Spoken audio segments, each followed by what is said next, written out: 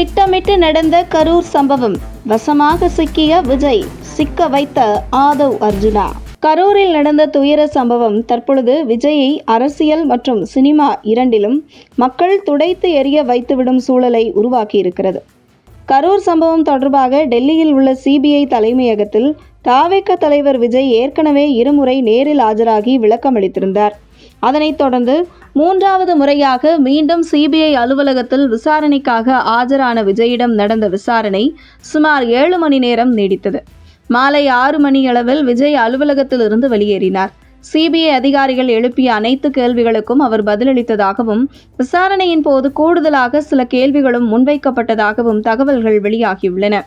அதன்படி நாமக்கல் மற்றும் கரூரில் நடைபெற்ற கூட்டங்கள் ஜனநாயகன் திரைப்பட படப்பிடிப்பிற்காக பயன்படுத்தப்பட்டதா என்ற கேள்வியும் விசாரணையில் இடம்பெற்றதாக கூறப்படுகிறது. மேலும் பல கேள்விகளுக்கு தனக்கு தெரியாது என்ற பதிலையே விஜய் அளித்ததாக தகவல்கள் தெரிவிக்கின்றன. நீங்கள் எப்போது புறப்பட்டீர்கள்? சென்னையிலிருந்து எந்த நேரத்தில் கிளம்பினீர்கள்?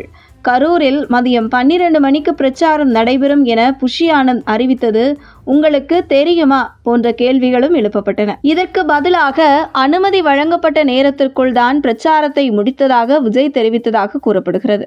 குறிப்பாக அந்த கூட்டம் படப்பிடிப்பிற்காக பயன்படுத்தப்பட்டதா? கட்சி தரப்பில் அறிவிக்கப்பட்ட நேரம் குறித்து உங்களுக்கு தகவல் இருந்ததா? நீங்கள் கிளம்பிய நேரமும் அங்கு சென்றிருக்க வேண்டிய நேரமும் என்ன என்பது போன்ற கேள்விகளையும் சிபிஐ அதிகாரிகள் முன்வைத்ததாக கூறப்படுகிறது.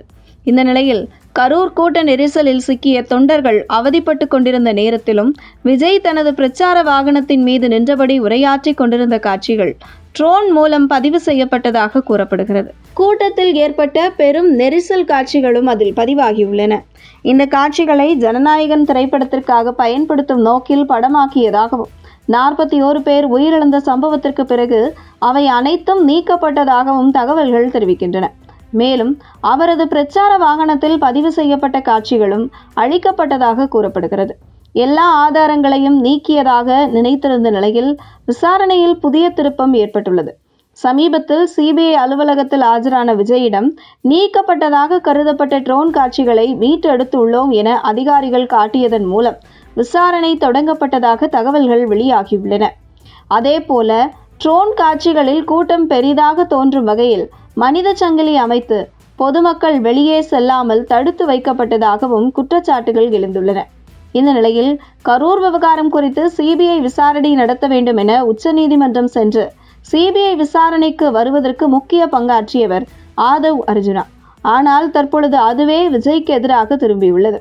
தொடர்ந்து சிபிஐ விசாரணை நடத்தி வரும் நிலையில் விஜய்க்கு எதிராக கரூர் விவகாரம் திரும்பி வரும் நிலையில் சிபிஐ விசாரணை வேண்டும் என ஆதவ் அர்ஜுனா முன்னெடுத்து கடைசியில் விஜயை இந்த விவகாரத்தில் சிக்க வைத்து விட்டார் என்கிறது அரசியல் வட்டாரங்கள்.